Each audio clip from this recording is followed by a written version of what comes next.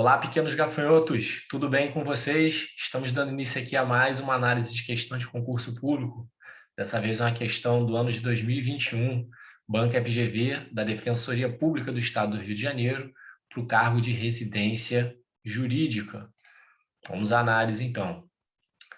João, capaz e com 55 anos de idade, tem como únicos herdeiros Márcio, Roberto e Caio, fruto de seu relacionamento com Maria, casados sob regime de comunhão parcial de bens. Como é proprietário de diversos imóveis, decide alienar um deles para Márcio.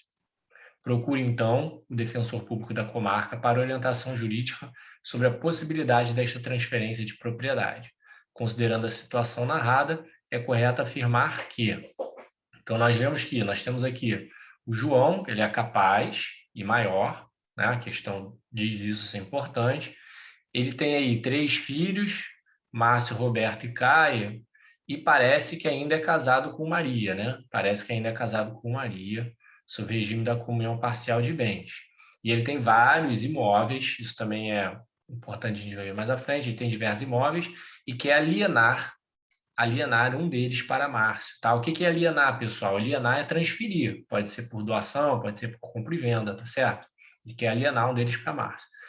Então, vamos às análises das alternativas, pessoal. Letra A. No caso de doação do ascendente para descendente, mostra-se indispensável a concordância dos herdeiros, dos demais herdeiros, o que não se faz necessário em se tratando de compra e venda. Então, vamos lá. Da doação para descendente, tem que ter a concordância dos demais herdeiros e isso não é importante, não se faz necessário, melhor dizendo, na compra e venda. Letra B. A venda de ascendente para descendente é considerada antecipação da herança futura. Então, a venda é antecipação da herança futura. Letra C. A alienação do imóvel de João para Márcio é nula, não suprindo a nulidade à concordância dos demais herdeiros. Então, haveria aí uma nulidade. Letra D. A venda pode ser realizada livremente, sem a necessidade de concordância dos demais, desde que não seja por preço vil. Letra E. A venda de ascendente para descendente exige o quê? O consentimento expresso, tanto dos demais descendentes, como de Maria, que é a cônjuge do João. Vamos lá, né? O que é importante começar aqui trabalhando na questão? É que o João, ele é o ascendente, né? E seus filhos, Márcio, Roberto e Caio, são seus descendentes, certo? Então, quando a questão versa aqui sobre ascendente, está se referindo a João. Quando se refere aos descendentes, está se referindo a Márcio, Roberto e Caio. E quando se refere ao cônjuge, está se referindo a Maria, tá certo? Então, muito bem. Na doação, né? Ele diz que na doação é indispensável a concordância dos herdeiros, o que não se faz necessário na compra e venda. Na verdade, pessoal, essa questão aqui ela está errada, tá? Questão errada. Por quê? Porque é justamente o inverso que acontece.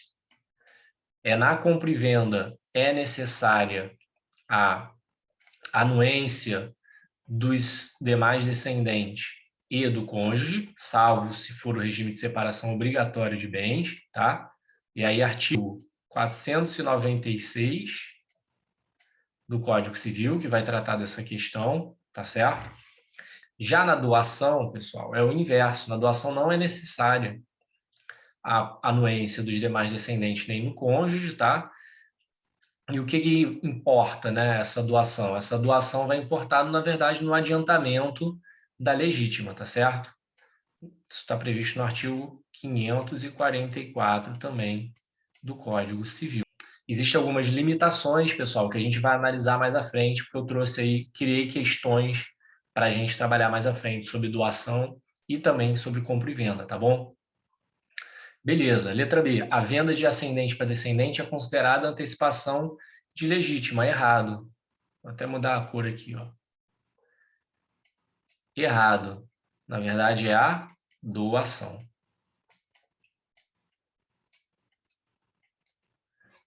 Muito bem, então está errada. Letra C. A alienação do imóvel de João para Márcio é nula, não suprindo a nulidade a concordância dos demais herdeiros. 2 erros na questão, pessoal. Primeiro, que não é nula. A gente já viu que é permitida, né? Desde que haja anuência dos demais descendentes e do cônjuge também. Agora, olha só, ele diz que é nula, né? Se não tiver autorização dos demais descendentes ou do cônjuge, essa venda de um ascendente para um descendente, seria nula ou anulável? A resposta é anulável, pessoal, tá bom? Isso está lá no artigo 496 do Código Civil. Não é nula, é anulável. Portanto, resposta errada. E aqui, não suprindo a nulidade à concordância, não. Se eles concordarem, né, o ato é válido e eficaz, beleza? Letra D. A venda pode ser realizada livremente, sem a necessidade de concordância dos demais.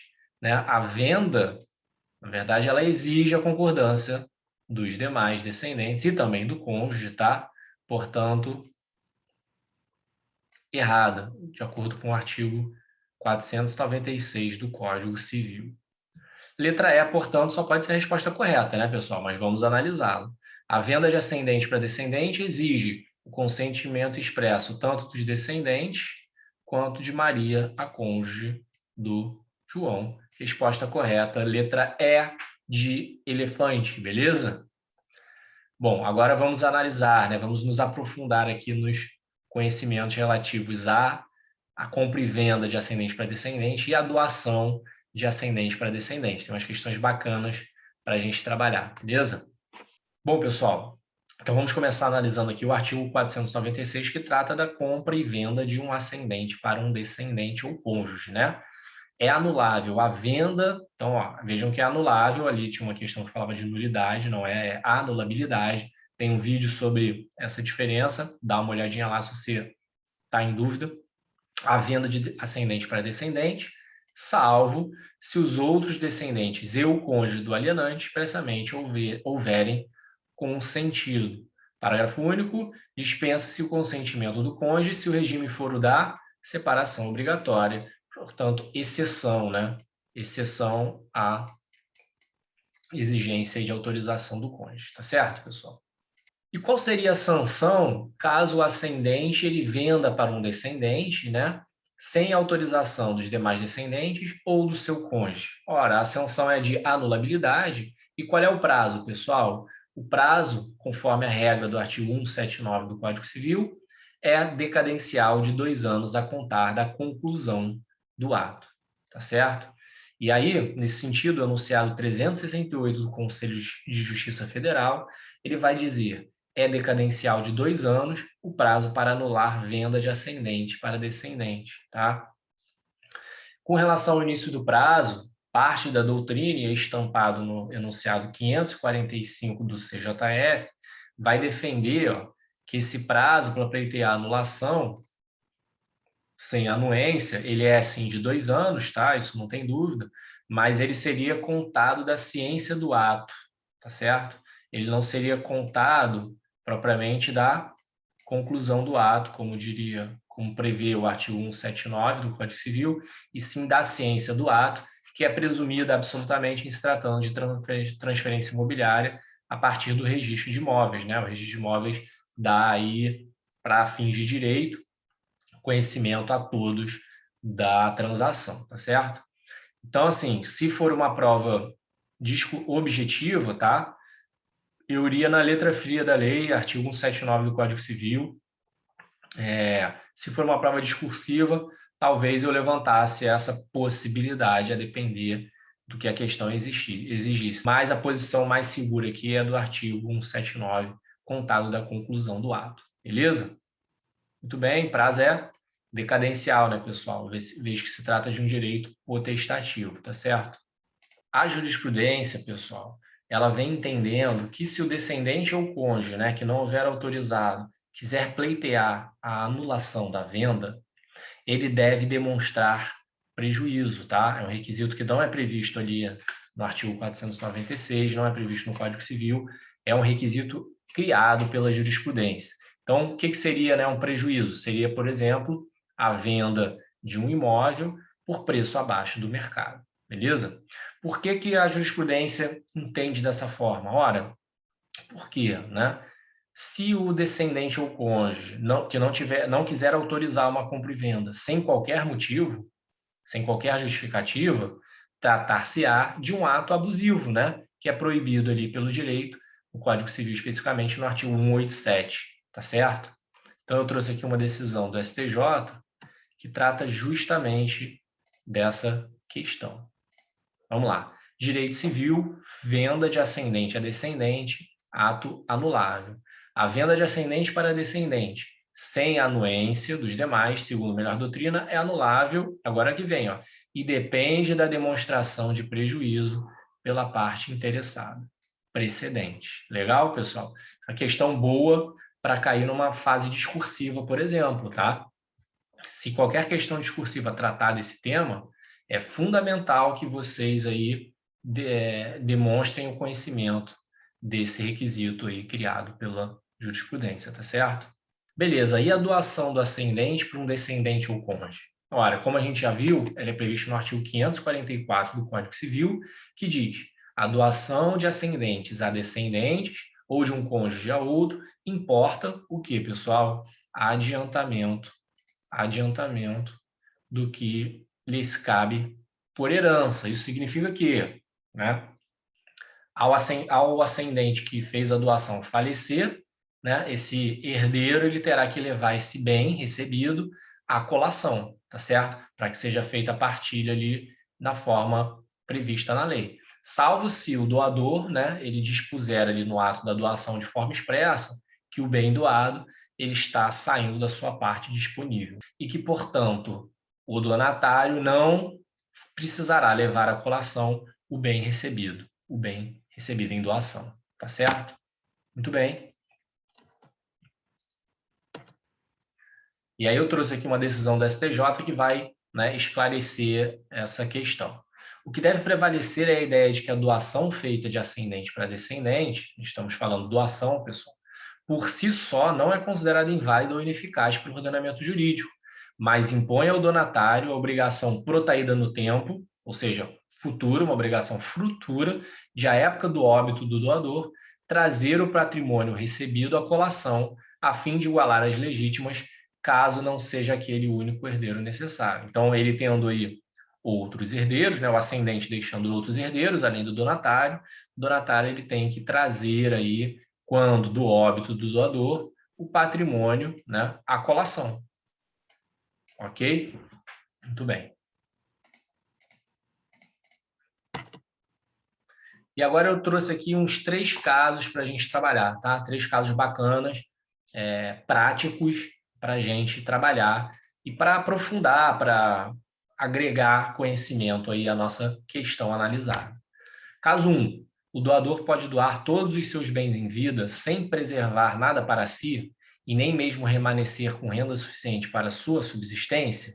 Pergunta, pessoal, pode ou não pode? O doador é livre, ele tem autonomia privada para doar todos os seus bens, caso assim ele deseje? Ora, a lei ela proíbe, tá? A lei ela limita a autonomia privada do doador e diz, no artigo 548, que anula a doação de todos os bens sem reserva de parte ou renda suficiente para a subsistência do doador. Veja que o ato é tão grave que o legislador instituiu como sanção a nulidade, tá? A nulidade do ato. E o que deveria ser essa doação, né, de todos os bens? É a chamada, pessoal, doação universal, tá?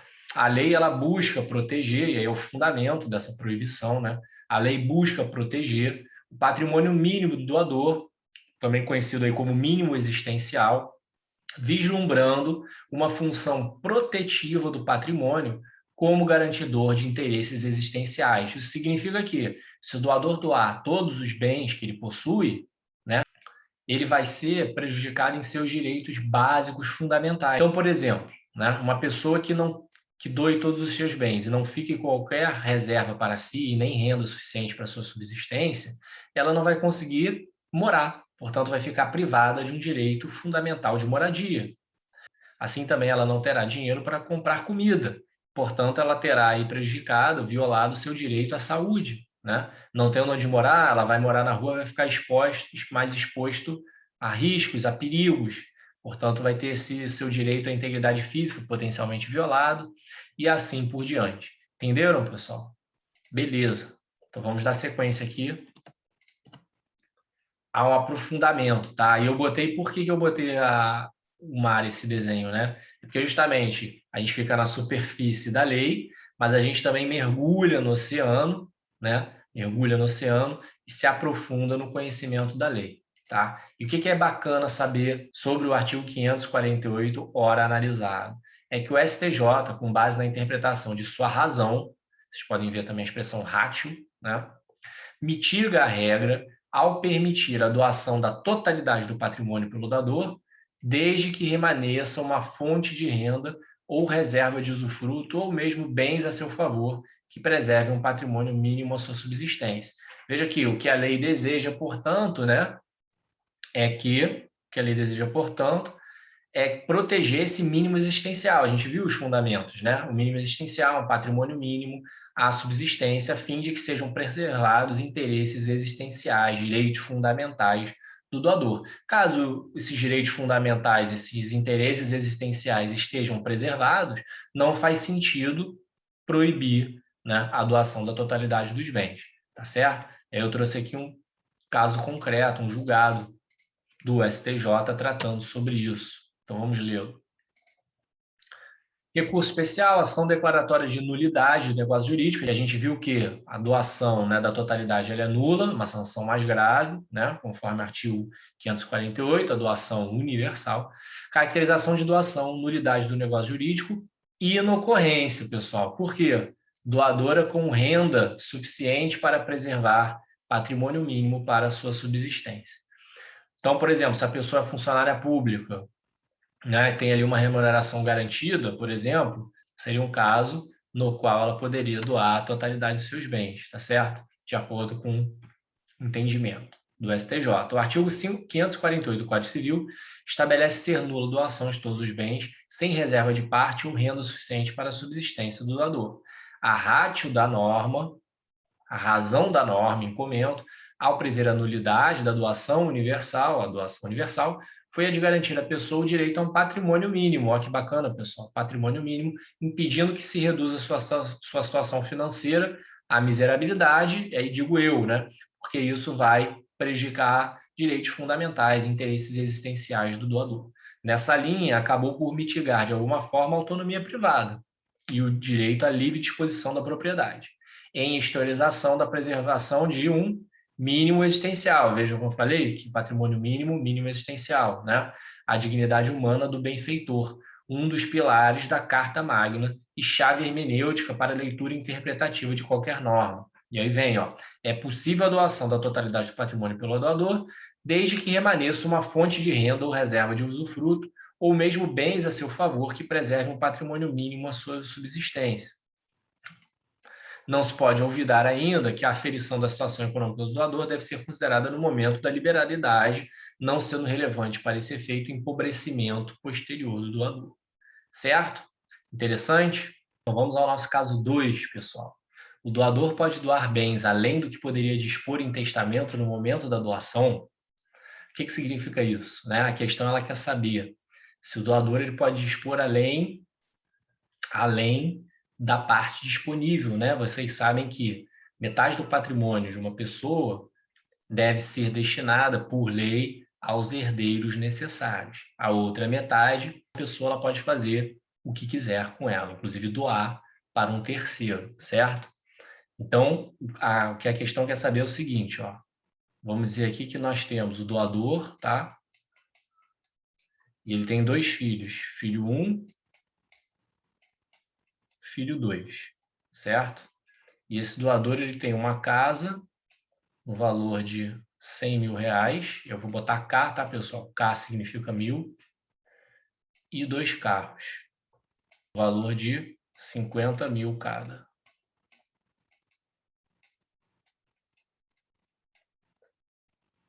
Deixa eu até apagar aqui para ficar melhor.